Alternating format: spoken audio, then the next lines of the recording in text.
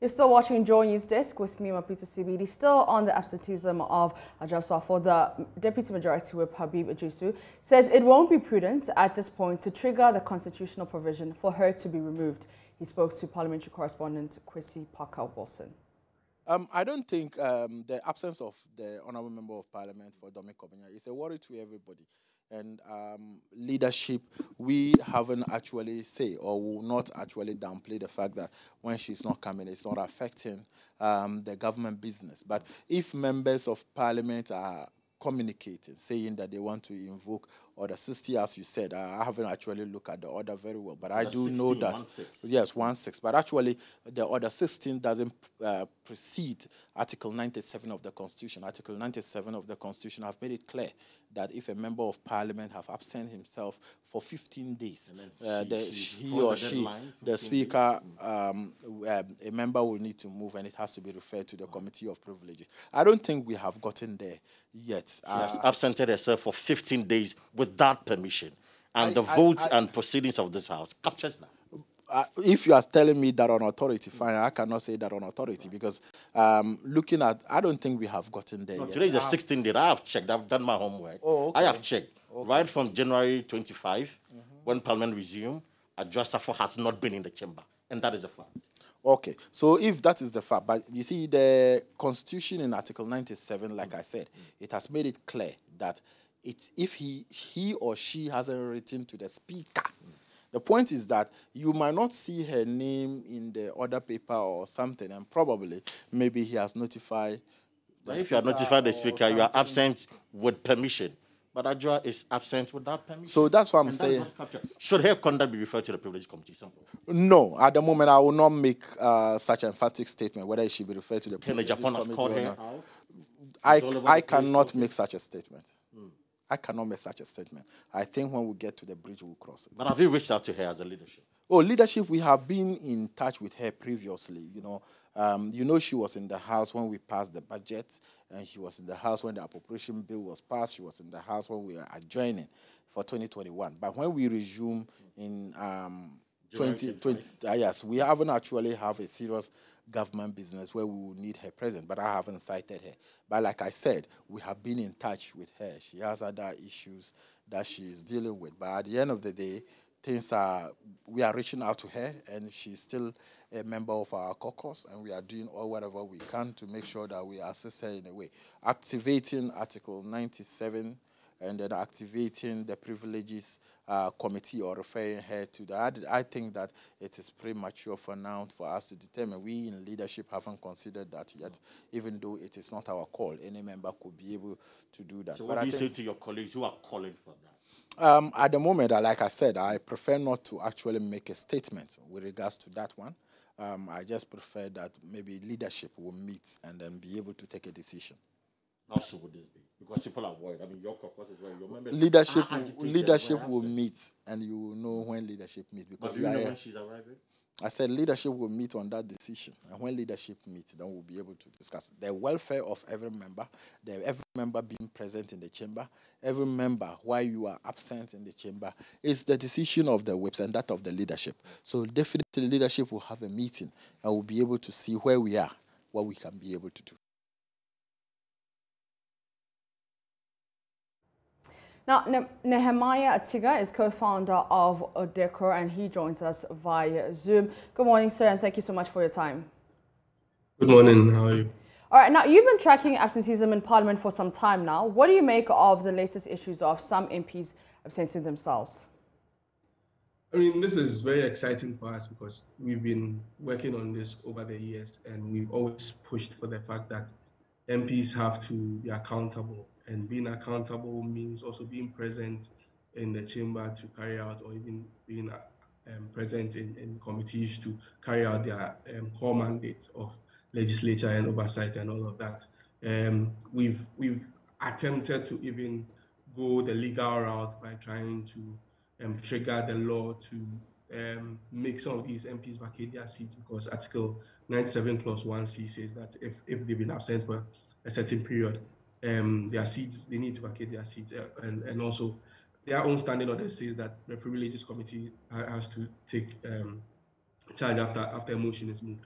unfortunately, them in terms of maybe some sort of peer review, no one has ever made the effort to actually ensure that even the Privileges Committee take the steps that are captured in their standing orders. So when we made that attempt, I mean, I'm sure some of you know what happened.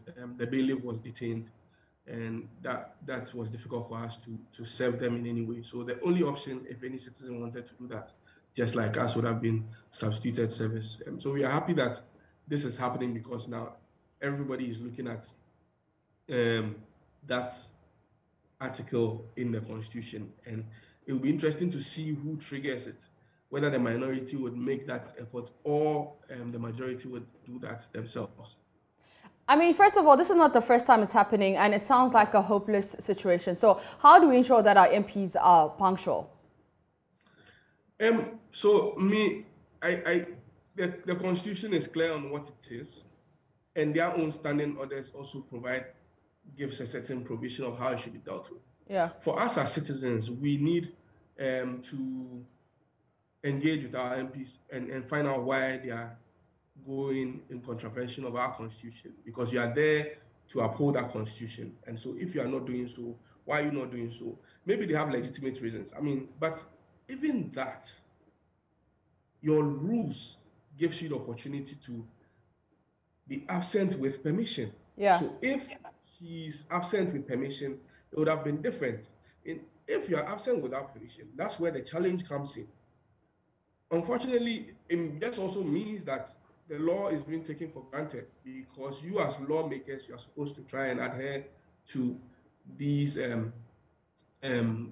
provisions in the Constitution. Mm-hmm. And you are going in contravention to it because you are being absent without permission. Sometimes you look at the chamber and you have just 10 people sitting in there. You're just wondering what's going on. How will any business be done?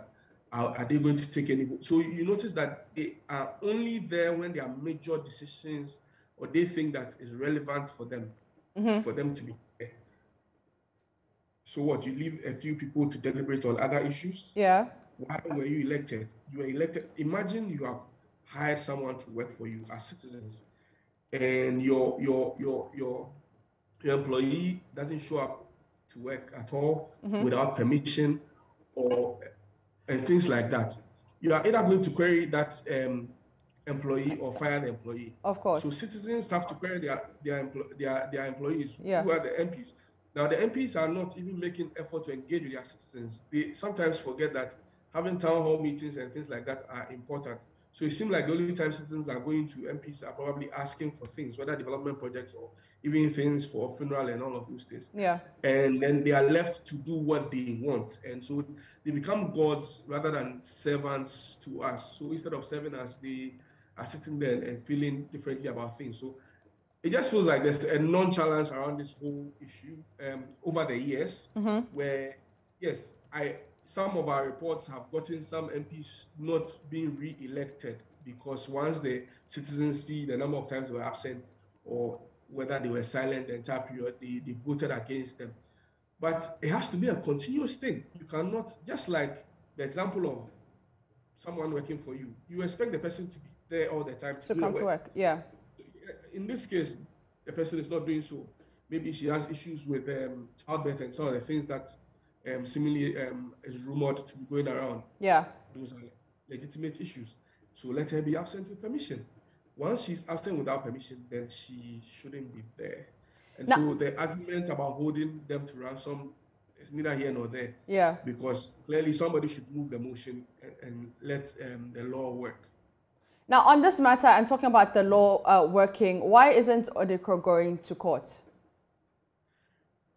So like I said, our previous attempts, they were detaining the bailiffs were being harassed, all sorts of things happened, and it sort of tied our hands in a way, and so that was a difficulty we went through.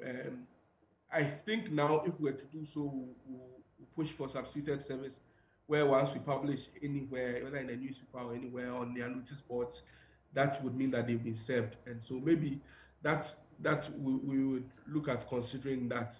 But aside that, it will be difficult to do anything else because just like the Asin North MP, you have noticed what has happened to the bailiff. That's how they play. The law has created a loophole for them. And yeah. that loophole then gives them the opportunity to say that if I'm going to Parliament or I'm leaving, you cannot serve me, and all of those things. And then they've been applying it to the letter, and they've taken advantage of the situation. So now, before I let you go, since Parliament resumed, have you been tracking, and what does the data show? We've been tracking, and I'll say that Adwoa hasn't been present since this particular second session started on January 25th when they reconvened. She's been absent to date. So we would eventually put out the entire data for Ghana and everyone to see how our members are being truant when it comes to their core mandate of being there in Parliament, whether in the chamber or whether in their committees to work, and then everybody would see. And then hopefully, maybe as sophisticated as citizens are becoming, they may then make effort to hold their representatives accountable, because it's our responsibility as citizens. We have that responsibility to hold them accountable, and we need to do that. So we'll share the data in due course. All right, we'll be waiting for that data, and that is Mr. Nehemiah Atiga, co-founder of Odikro.